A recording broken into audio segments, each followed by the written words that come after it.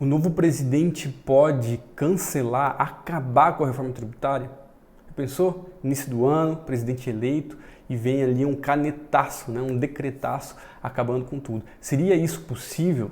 Antes de mostrar para você quais caminhos o novo presidente poderia seguir, eu fui lá e busquei o plano de governo dos principais presidenciáveis para ver se eles realmente querem acabar com a reforma ou não, né? O que o Augusto Cury fala? Ele fala sobre avaliar e corrigir distorções. O Zema fala sobre implementação eficaz da reforma tributária. O atual presidente Lula fala que vai seguir regulamentando. E o Flávio Bolsonaro, que faz mais críticas duras à reforma tributária, ele também fala sobre revisar e corrigir suas distorções. Então ele fala sobre diminuir a carga sobre produção e consumo, reduzir o IVA, mas nada assim drasticamente a ponto de rever a reforma completa. E o Ronaldo Caiado e o Renan Santos não tem nada expresso sobre a reforma tributária no plano de governo deles. Claro que eles falam ali sobre tributação, sobre dívida fiscal e outras coisas, mas sobre a reforma tributária em específico, eles não trazem nenhum comentário. E talvez nem faça realmente sentido rever a reforma como um todo, rever a reforma completamente. Sabe por quê?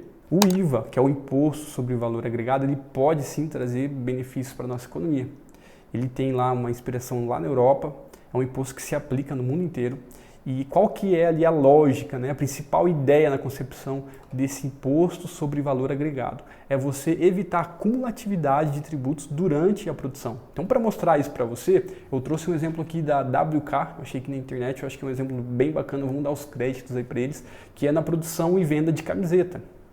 Como que funcionaria isso na prática? Olha ali o comércio, como que seria, O comerciante comprou uma camiseta por R$ 66,00 da indústria. Desses R$ 66,00, R$ 6,00 era tributo, R$ 60,00 era preço de produção. Quando ele vai vender para o consumidor final, ele vende por R$ 77,00. R$ 7,00 de tributo e R$ 70,00 que é o preço mesmo de venda. Então veja que esse comerciante ele já pagou R$ 6,00 na entrada desse produto e na saída ele está pagando R$ 7,00 de IVA.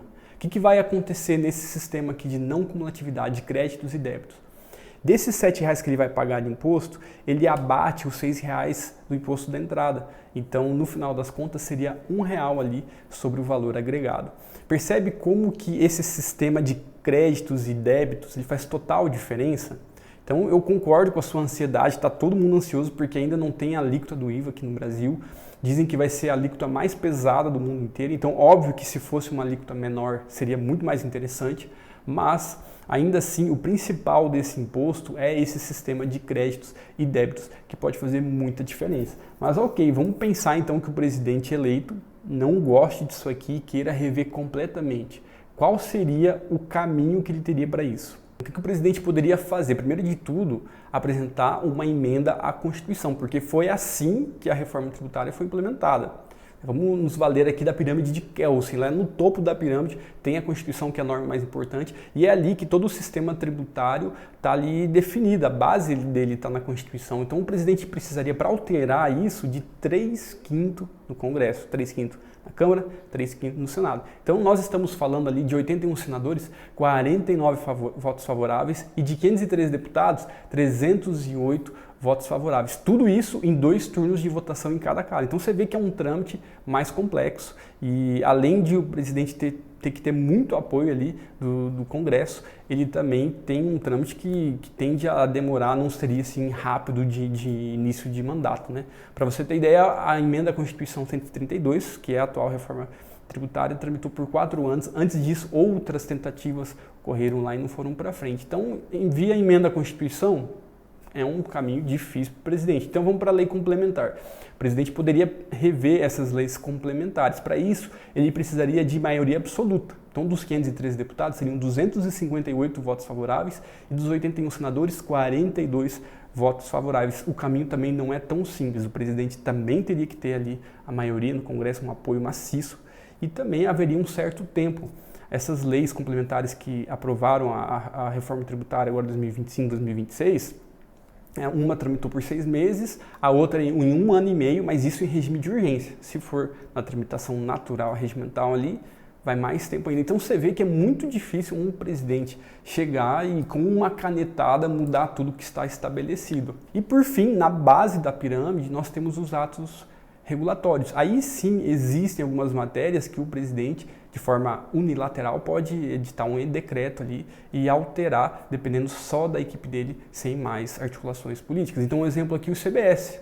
Tem já um decreto que foi aprovado agora em abril de 2026, que é um ato unilateral do presidente, mas é só sobre a CBS, que é a contribuição sobre bens e serviços. Quando a gente vai para o IBS, Imposto sobre Bens e Serviços, isso depende do comitê gestor, que tem representantes dos estados e municípios, e isso também, em alguns pontos ali, depende de ato conjunto desse comitê gestor com a Receita Federal. Então, resumindo aqui, isso reflete bem os programas de governo que a gente comentou ali no início do vídeo, né? Não é algo simples, muito complicado um presidente chegar e rever tudo. É mais provável que sejam feitas, talvez, alterações pontuais, primeiro na base regulatória e talvez em algumas leis tramitando no Congresso mais a longo prazo. Então, a gente vai ter que trabalhar com o que nós temos agora. A reforma tributária é uma realidade. Não dá para contar que um presidente eleito vai mudar essa realidade tão rápido, mesmo que queira, ainda teria várias etapas pela frente. E aí eu entendo o cenário atual de angústia, né, do empreendedor, principalmente do microempreendedor, porque a gente nem sabe qual que vai ser essa alíquota do IVA ainda.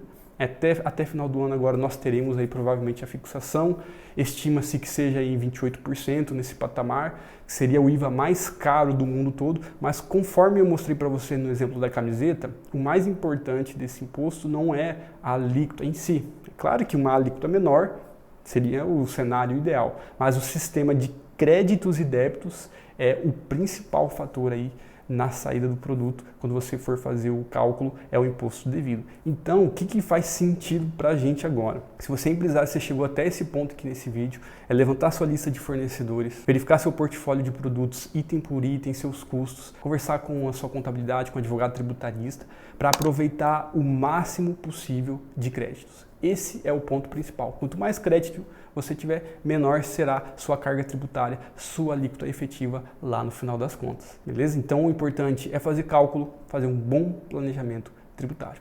Valeu? Até a próxima!